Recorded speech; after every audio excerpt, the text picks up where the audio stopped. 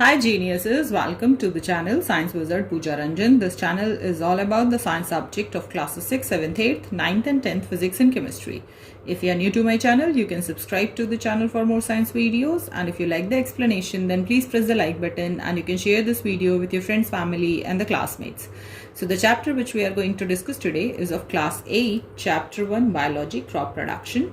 So इस chapter पे मैं ऑलरेडी 4 वीडियोस बना चुकी हूँ, सो उनका लिंक मैं आपको डिस्क्रिप्शन बॉक्स में दे दूंगी. So the topic which we are going to discuss today is the increasing crop produce. Okay, so जो भी हम क्रॉप्स ग्रो कर रहे हैं उनके प्रोडक्शन को इंक्रीज करना है. Now the next question arises, क्यों करना है हमको. सो आप सबको पता है कि जो इंडिया की पॉपुलेशन है वो कॉन्स्टेंटली इंक्रीज होती जा रही है. अगर मैं 1990 की बात करूं तो उस वक्त जो इंडिया की पॉपुलेशन थी वो ऑलमोस्ट अराउंड 87.33 करोड़ थी, और अगर 2020 की बात करें तो वो पॉपुलेशन इंक्रीज होकर अराउंड 138 करोड़ हो गई है. ओके, तो with in only 30 years 50 crore से भी ज़्यादा लोग पैदा हुए हैं और पॉपुलेशन इंक्रीज हुई है. अब अगर देखा जाए तो जो फार्म लैंड है हमारे पास जिस पे कि हम खेती करते हैं, ठीक है, वो तो उतना ही है. सो अगर हमें सबका पेट भरना है तो उसके लिए हमें क्या करना पड़ेगा, अपने क्रॉप के प्रोडक्शन को इंक्रीज करना पड़ेगा जिससे कि इसको फीड किया जा सके. अब क्रॉप के प्रोडक्शन को कैसे इंक्रीज किया जा सकता है. सबसे पहला मेथड जो हम डिस्कस कर रहे हैं उसमें है कि हम इंक्रीज कर दें the land under the cultivation. मतलब कि वो लैंड, जो वो ज़मीन जहाँ पे खेती होती है, ठीक है, अगर वो ज़मीन बढ़ा दी जाए तो हम ज़्यादा क्रॉप उगा सकते हैं उस पर, और जो पॉपुलेशन इंक्रीज हो रही है सबको उसमें फीड किया जा सकता है. अब now the next question arises कि ये लैंड जो है जिसमें कि हम खेती करेंगे वो कहाँ से इंक्रीज करेंगे. सो उसके लिए हमें क्या करना पड़ेगा, जंगल काटने पड़ेंगे. अब अगर जंगल काट देते हैं तो उसके बहुत सारे ड्रॉबैक्स हैं जो कि आप बहुत पहले भी पढ़ चुके हो अर्लियर क्लासेस में. जैसे सबसे पहला नुकसान होता है जंगल काटने का, सॉइल इरोजन. ओके, अब सॉइल इरोजन क्या होता है, तो बेसिकली जब भी आप प्लांट ग्रो करते हैं तो जो प्लांट्स हैं वो ज़्यादातर ग्रो होते हैं the top most layer of the soil, जो कि सबसे फर्टाइल सॉइल होता है, न्यूट्रिएंट रिच सॉइल होता है, और उसी में से जो रूट्स होते हैं प्लांट्स के वो न्यूट्रिएंट एब्जॉर्ब करके ग्रो होते हैं. तो अगर हम फॉरेस्ट काट देंगे तो बेसिकली आपने देखा होगा कि जब भी आप किसी प्लांट को खींच के प्लग करके निकालते हो मिट्टी में से, तो जो रूट्स होते हैं उसमें बहुत सारी मिट्टी चिपकी हुई रहती है. सो इससे हमें क्या पता चलता है कि जो प्लांट्स के या जो ट्रीज के रूट्स होते हैं वो क्या करते हैं कि जो मिट्टी होती है उसको पकड़ के रखते हैं.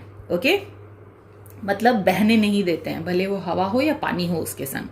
सो उसके कारण क्या होता है कि वो जो टॉप मोस्ट सॉइल है, जो टॉप मोस्ट लेयर है सॉइल की, फर्टाइल सॉइल की, वो इरोड नहीं होती है. बट अगर जंगल काट देंगे तो फिर क्या होगा, जो मिट्टी है वो लूज हो जाएगी. तो जब भी तेज हवा आएगी या बारिश होगी तो बारिश के पानी के संग या हवा के पानी के संग वो जो सॉइल है टॉप मोस्ट लेयर वो इरोड हो जाएगा, बह के चला जाएगा. सो उसके कारण क्या होगा, हमारे सॉइल की फर्टिलिटी कम हो जाएगी. तो जंगल काटना इज नॉट द सॉल्यूशन. दूसरा, जंगल काट दोगे तो क्या होगा कि ग्लोबल वार्मिंग इंक्रीज हो जाएगी. क्यों? क्योंकि ग्लोबल वार्मिंग मतलब कि आपके अर्थ का टेम्परेचर कॉन्स्टेंटली इंक्रीज हो रहा है. क्यों इंक्रीज हो रहा है? क्योंकि जब पेड़ काट दोगे तो ग्रीन हाउस गैसेज इंक्रीज हो जाएंगी, जो कि कार्बन डाइऑक्साइड है, ठीक है, या फिर आपकी नाइट्रोजन डाइऑक्साइड है, सल्फर डाइऑक्साइड गैसेज हैं. ओके, ये सब क्या करेंगी, ये एक ब्लैंकेट फॉर्म कर देंगी आपके अर्थ के एटमॉस्फेयर के चारों तरफ, जो कि आपके हीट को एस्केप नहीं होने देंगी, जिसके कारण आपका अर्थ का टेम्परेचर कॉन्स्टेंटली इंक्रीज होता रहेगा. बट अगर प्लांट्स होंगे तो जो कार्बन डाइऑक्साइड फॉर्म हो रही है, ओके, वो सब क्या करेंगे, एब्जॉर्ब करके they convert it into the oxygen. अगर फॉरेस्ट नहीं होंगे तो जो बैलेंस है ऑक्सीजन और कार्बन डाइऑक्साइड का नेचर में वो मेंटेन नहीं किया जा सकेगा. ओके, फॉरेस्ट नहीं होंगे तो जो वाटर साइकिल है वो भी डिस्टर्ब हो जाएगी. तो इस ढंग से फॉरेस्ट काट देने से बहुत सारे डिसबैलेंस क्रिएट हो जाएंगे हमारे नेचर में, जिसके कारण कि बहुत सारे एनवायरमेंटल प्रॉब्लम्स हो सकते हैं. सो जंगल को काट के खेती के लिए जमीन बनाना इज नॉट द सॉल्यूशन. तो क्या किया जा सकता है? सो जनरली इम्प्रूवमेंट्स किए जा रहे हैं in the method of the agriculture. So आपने एग्रीकल्चर प्रैक्टिसेस पढ़े ना, पहले हमने प्लोइंग पढ़ा, फिर लेवलिंग पढ़ा, फिर सोइंग पढ़ा, फिर आपने इरिगेशन पढ़ा, फिर आपने मैन्योर और फर्टिलाइजर्स के बारे में पढ़ा, फिर आपने वीडिंग पढ़ा, फिर आपने हार्वेस्टिंग पढ़ा, प्रैक्टिसेस जो हैं वो जनरली फॉलो किए जाते हैं into the agriculture in order to grow the crops. Okay, अब इन्हीं को अगर और इम्प्रूव कर दिया जाए तो वही एक अच्छा मेथड है, सुटेबल अल्टरनेटिव है in order to increase the crop production. Okay, कैसे कर सकते हैं? हम अपने इरिगेशन फैसिलिटीज़ को अगर बेटर कर दें, तो जैसे आपने पढ़ा कि पहले जो होते थे, जो ट्रेडिशनल मेथड ऑफ इरिगेशन था उसमें बहुत सारा पानी वेस्ट होता था, बट नाउ जो मॉडर्न मेथड ऑफ इरिगेशन है जिसमें हम स्प्रिंकलर सिस्टम यूज़ करते हैं, ड्रिप इरिगेशन सिस्टम यूज़ करते हैं, उसके कारण क्या है कि जो क्रॉप्स हैं उनको वाटर भी मिल जाता है और दूसरा वाटर सेव भी होता है, ठीक है ना। Then proper use of the manures and fertilisers. हमने ऑलरेडी पढ़ा हुआ है मैन्योर और फर्टिलाइजर के बारे में कि ये आपके सॉइल के न्यूट्रिएंट को इंक्रीज करते हैं। Okay, so manure is good for your soil, okay, but जो फर्टिलाइजर होता है दैट इज द केमिकल, तो वो भी बहुत ज्यादा अमाउंट में आपको अपने सॉइल में यूज नहीं करना चाहिए। Next, use of the natural method of replenishing the nutrients in the soil. So instead of adding the fertilizer in order to increase the nutrient level of it, आप natural method ही use करिए जिससे कि आपके soil के nutrient level को replenish किया जा सके। ओके, कैसे कर सकते हैं? तो हमने पढ़ा था ना कि जो क्रॉप्स काट लेते हैं तो लास्ट में वो जो स्टब बचता है लोग उसको जला देते हैं जिसके कारण पॉल्यूशन क्रिएट होता है। उसको क्या करना है, प्लो करके वापस अपने फील्ड में मिक्स कर दो, ओके, जिससे कि न्यूट्रिएंट लेवल इंक्रीज हो सके। Using better method of the protection from the weeds. Okay, weeding के लिए बेसिकली आप प्लग कर सकते हैं उसको। हमने पढ़ा था we can use the weedicides, okay, but weedicide is a chemical which can affect the health of the other people also. Okay, but now the research is going on that how with the help of the other insects we can remove the weeds from our fields. Okay, next is the pests and the disease. तो अगर आप कितना भी अच्छा crop आपने लगाया है, कितना भी अच्छा बीज आपने सो किया है, बट अगर आपके क्रॉप में कीड़ा लग जाए, ओके, कोई डिजीज लग जाए, तो आपका सारा का सारा क्रॉप डैमेज हो सकता है। तो ये बहुत इंपॉर्टेंट मेथड्स हैं जिनमें कि जो कि हेल्प करते हैं आपको in order to protect your crops from the weeds, from the pest and the disease. Okay, and the second thing is that increasing the use of the modern agriculture implements which help in improving the crop produce. Modern agriculture implements आप use कर सकते हैं जिससे कि crop production को और बढ़ाया जा सके। जैसे कि जो सोइंग है अगर मैन्युअली करते हैं आप तो जो बहुत सारे सीड्स हैं वो मिट्टी पे ही रह जाते हैं, ठीक है, जो कि हवा या पानी के संग बह सकते हैं या फिर जो बर्ड्स हैं वो खा जाती हैं। बट अगर आप उसके लिए सोइंग मशीन यूज़ करते हैं तो जो मशीन होती है एक प्रॉपर डेप्थ तक आपके सीड को सो करती है अंदर, ठीक है, जिससे कि वो सीड जो है वो ग्रो हो सके, आपके सीड वेस्ट ना हो। Okay, in the same way अगर आप modern method of irrigation use करते हैं लाइक द ड्रिप सिस्टम और द स्प्रिंकलर सिस्टम, तो उससे आप अपना पानी भी बचा सकते हैं और प्रॉपर इरिगेट भी कर सकते हैं without wasting the water. And the best part of using the modern methods of irrigation is that कि आप वाटर लॉगिंग को प्रिवेंट कर सकते हैं, क्योंकि वाटर लॉगिंग होने से वहाँ पे आपका क्रॉप जो है वो डैमेज हो जाता है। ओके, इस ढंग से अगर हम बेटर प्रैक्टिसेस फॉलो करें इन द एग्रीकल्चर हमें ज़्यादा प्रोडक्शन मिल सकता है on the same amount of land. And the last very important thing जो कि मैंने लास्ट वीडियो में भी बताया था कि बेटर स्टोरेज मेथड अगर यूज़ करें तो हम बहुत सारे फूड ग्रेन को लंबे टाइम तक स्टोर करके रख सकते हैं, क्योंकि आपने कितनी भी मेहनत की हो अगर आपने स्टोर करते वक्त पेस्टिसाइड्स स्प्रे नहीं किया है उस केस में आपका जो भी ग्रेन है वो सारा का सारा कीड़े लग सकते हैं, उसमें कोई डिजीज़ लग सकती है जिसके कारण पूरा का पूरा आपका जो ग्रेन है वो डैमेज हो सकता है। ओके, इस ढंग से बहुत ज़रूरी है कि हर स्टेज पे बेटर प्रैक्टिसेस फॉलो करके हम सेम अमाउंट ऑफ लैंड पे ज़्यादा क्रॉप ग्रो कर सकें। ना नेक्स्ट, ये तो हमें करना ही है। इसके अलावा और क्या किया जा सकता है in order to increase the crop production? However, a substantial increase in the crop has come about by using the better variety of crop which have a higher yield and a more resistance to the disease. अगर हम ऐसे बीज डालें field में कि जब उनसे crop grow होंगे तो क्रॉप्स की जो क्वालिटी है वो भी बहुत अच्छी हो और उनमें डिजीज भी ना लगे, ओके, पर एकड़ जो आपका प्रोडक्शन है वो इंक्रीज हो जाए। इसके लिए जनरली जो मेथड यूज किया जाता है that is the plant breeding. Okay, now what is the meaning of the breeding here? So breeding का मतलब होता है प्रोड्यूसिंग द ऑफस्प्रिंग्स। सो आप सबने पढ़ा है कि जो प्लांट्स हैं, ठीक है, वो कैसे रिप्रोडक्शन करते हैं। सो in the 7th class so आपने पढ़ा है कि जो फ्लावरिंग प्लांट्स होते हैं उनमें जो फ्लावर्स होते हैं वो रिप्रोडक्शन में हेल्प करते हैं by the transfer of the pollen grains from the anther to the stigma. Okay, और जिनके पास फ्लावर्स नहीं होते वो वेजिटेटिव रिप्रोडक्टिव मेथड यूज करते हैं। मान लो कि कोई वीट है, ठीक है, अब उस वीट का जो सीड है जब मैं उसको सो करूंगी तो मुझे जो नया वीट उससे प्रोड्यूस होगा वो भी एग्जैक्टली सेम कैरेक्टरिस्टिक का होगा जैसे मैंने सीड डाले हैं अंदर। अगर मैं चाहती हूं कि मेरे वीट की क्वालिटी चेंज हो जाए तो मुझे क्या करना पड़ेगा, उसको डीएनए लेवल तक जाके चेंज करना पड़ेगा। जेनेटिकली मॉडिफाइड प्लांट्स हैं। जेनेटिकली मॉडिफाइड प्लांट्स मतलब जिनके जीन को ही चेंज किया जाता है।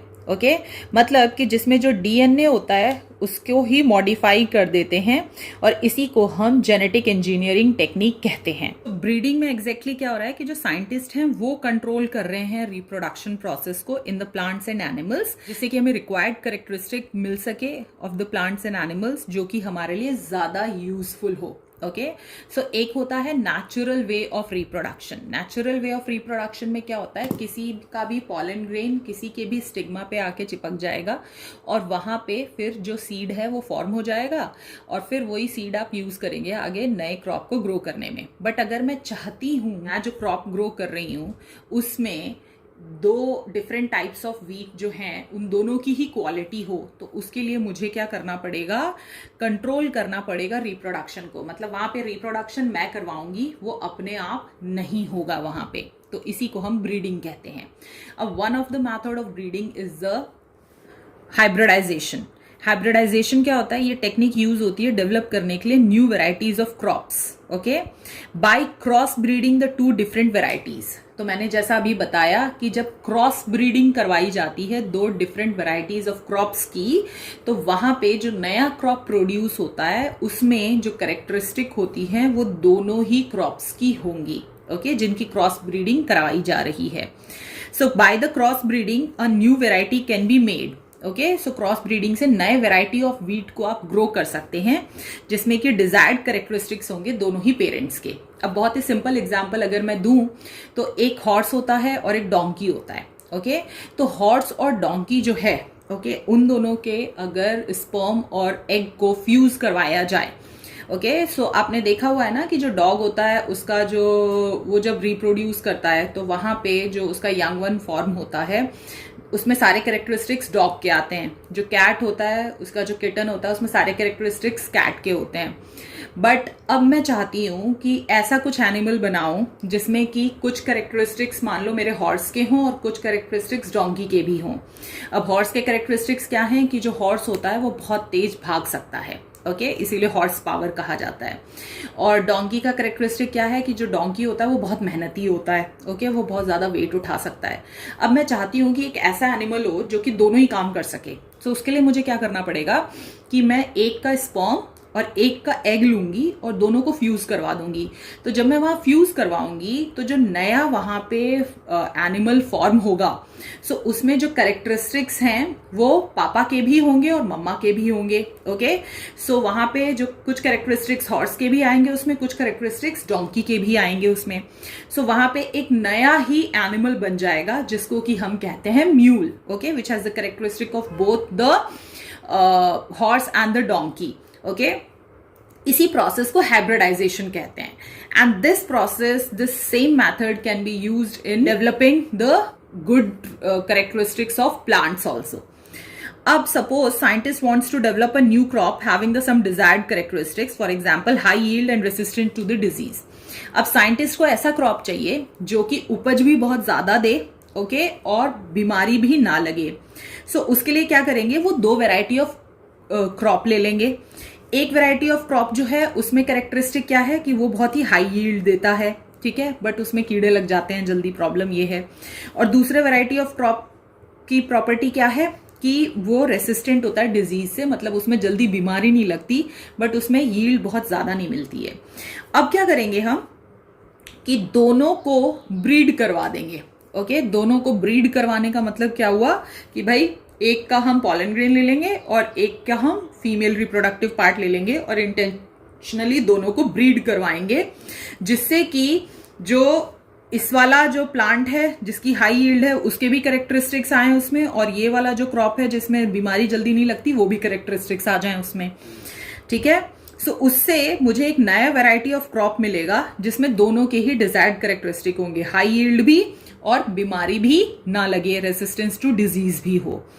ओके, सो अब यहाँ पे क्योंकि हम ही फर्टिलाइजेशन करवा रहे हैं तो फर्टिलाइजेशन हमारे कंट्रोल में है। ओके, तो उसके लिए हमें क्या करना पड़ेगा, हमें सबसे पहले प्रिवेंट करना पड़ेगा सेल्फ फर्टिलाइजेशन। ऐसा तो है नहीं ना कि आप क्रॉप्स जो भी प्लांट जो हैं जो ग्रो हो रहे हैं, जो सीड फॉर्म हो रहा है, हम लोग जाके वहां फर्टिलाइजेशन करवाते हैं। दैट्स द नेचुरल प्रोसेस, आप सबने ये पढ़ा हुआ है। सो वो नेचुरली फर्टिलाइजेशन ना हो उसको प्रिवेंट करने के लिए जो एंथर होता है of the one variety of plant, anther मतलब जो मेल रिप्रोडक्टिव पार्ट है जिससे कि पॉलन ग्रेन्स फॉर्म होते हैं। सो जो एंथर होता है of the one variety of plant is removed by a process called the emasculation. So emasculation process में क्या करते हैं कि एक प्लांट का जो एंथर होता है उसको रिमूव कर देते हैं ताकि उसमें मेल रिप्रोडक्टिव पार्ट हो ही ना, जिससे कि फर्टिलाइजेशन नहीं हो सके, सेल्फ फर्टिलाइजेशन। अब ये जो पॉलेंस होते हैं, अब मैं क्या चाहती हूं कि भाई ये वाला जो प्लांट है ना इसकी हाई यील्ड है, बट जो दूसरा प्लांट है उसमें बीमारी नहीं लग रही, तो मुझे उसका पॉलन ग्रेन चाहिए एक्चुअली। तो मैं क्या करूंगी, पॉलन लूंगी from the other variety of plant जिसकी कि डिफरेंट कैरेक्टरिस्टिक्स है, जिसमें बीमारी नहीं लग रही है, और फिर मैं उस पॉलन को इंटेंशनली लाके स्टिग्मा पे चिपका दूंगी of the first plant, okay, जिसका एंथर मैंने रिमूव कर दिया था। और ये प्रोसेस बार बार करते रहेंगे, जिससे कि हमें एक वीक के बाद फिर दूसरा ग्रो होगा, फिर और ग्रो करोगे और ये प्रोसेस करते रहोगे तो आपको कुछ टाइम के बाद ऐसा सीड मिल जाएगा जिसमें दोनों के ही कैरेक्टरिस्टिक होंगे, high yield and the resistance to disease also. और इस सीड को आप स्टॉक करके रख सकते हो because this is a new variety seed. तो इससे जब भी आप प्लांट ग्रो करोगे तो वो अच्छी क्वालिटी का प्लांट होगा। और एक बार जब ये अचीव हो जाएगा सो साइंटिस्ट में try to develop the another useful characteristic. एक सीड फॉर्म कर लिया by the hybridization process. So hybridization process में क्या हुआ कि एक सीड आपको मिल गया जिसमें हाई यील्ड भी हो रहा है और रेसिस्टेंट टू डिजीज भी है। अब मैं चाहती हूँ एक और कैरेक्टरिस्टिक आ जाए उसमें, ओके, जैसे रेसिस्टेंट टू पेस्ट। ओके, अब ये भी कैरेक्टरिस्टिक हो कि उसमें वो रेसिस्टेंट हो टू द पेस्ट, ओके, मतलब पेस्ट जल्दी उस पर अटैक नहीं कर पाए। सो उसके लिए फिर मैं क्या करूंगी, फिर मैं एक ऐसा वैरायटी ऑफ क्रॉप ढूंढूंगी जिसपे पेस्ट जल्दी अटैक नहीं करते, फिर मैं उन दोनों का हाइब्रिडाइजेशन करवाऊंगी, फिर मैं उन दोनों की ब्रीडिंग करवाऊंगी जिससे कि मुझे ये वाला कैरेक्टरिस्टिक भी उस सीड में मिल जाए। So I can keep on doing this, okay, and producing the plant hybrids can be a long and the tedious process obviously, ठीक है, क्योंकि नए ब्रीड का प्लांट फॉर्म करना, ओके, और वो जो सीड फॉर्म हो रहा है उसमें दोनों के ही कैरेक्टरिस्टिक्स डेवलप करना, ये एक लंबा प्रोसेस है। So it takes time. So जो ग्रीन रेवोल्यूशन था of 1960s and 70s in India, वो बेसिकली लाया गया by importing the high yield variety of wheat from the Mexico. Okay, so basically अगर देखा जाए तो 60s, 70s, 80s तक जो इंडिया की पॉपुलेशन थी वो कॉन्स्टेंटली इंक्रीज होती जा रही थी, ओके, और उस वक्त वहाँ पर जो क्रॉप का प्रोडक्शन था वो इंक्रीज करना ज़रूरी था जिससे कि सारे पॉपुलेशन को फीड किया जा सके। सो उसके लिए ग्रीन रेवोल्यूशन आया 1960s और 70s में। ग्रीन रेवोल्यूशन में बेसिकली इसको ग्रीन रेवोल्यूशन क्यों कह रहे हैं, क्योंकि हमने क्रॉप के प्रोडक्शन को इंक्रीज कर दिया, प्लांट के प्रोडक्शन को इंक्रीज कर दिया। सो यहाँ पर अपने इंडिया में उस वक्त ऐसा कोई भी हाई यील्डिंग सीड नहीं था जिससे कि क्रॉप के प्रोडक्शन को बढ़ाया जा सके। सो इसीलिए इंपोर्ट किए गए high yielding variety of wheat from the Mexico. So Mexico से ऐसे सीड्स इंपोर्ट किए गए व्हीट के जिनकी की यील्ड बहुत ज़्यादा होती है और उसी सेम अमाउंट ऑफ लैंड में हमें ज़्यादा क्रॉप्स मिलने लगा ऑफ द व्हीट। ओके, सो ये बहुत ही छोटे होते हैं प्लांट, स्ट्रॉन्गर होते हैं और फर्टिलाइज़र को ज़्यादा अच्छा रिस्पॉन्ड करते हैं जिसके कारण इनकी यील्ड जो है वो बहुत ज़्यादा बढ़ जाती है। ओके, सो अगर सेम अमाउंट ऑफ लैंड पे आपको उपज ज़्यादा मिलने लगे सो उससे बेटर और क्या होगा। ओके, तो इसीलिए ये एक रेवोल्यूशन था उस वक्त का। और अगर देखा जाए तो जैसे हर चीज़ में पॉजिटिव होता है नेगेटिव भी होता है, तो वैसे ये जो मैक्सिको के जो high yielding variety of wheat था उसमें पानी ज़्यादा लगता था, फर्टिलाइज़र भी ज़्यादा लगता था, और इसके अलावा फ्रीक्वेंट वीडिंग भी करनी पड़ती थी। बट जो इफ़ेक्ट है ग्रीन रेवोल्यूशन का on the production of the food grain वो क्लियरली आप देख सकते हैं यहाँ पे। सो 20.6 मिलियन टन से जो राइस का प्रोडक्शन है वो इंक्रीज होके 95.3 मिलियन टन्स तक हो गया, and the same happens with the wheat also. So इसीलिए by using the different methods, by different techniques, okay, how we can increase the production of the crop, okay, on the same amount of land, these are all researches are going on, okay, और better quality of crops को कैसे grow किया जा सकता है, still the researches are going on, और eventually we will be able to know that कैसे without land also आप अच्छे crops grow कर सकते हैं. So this is it about this video, and in the next video we will be discussing the question and answers of this chapter. Till then, take care, bye bye.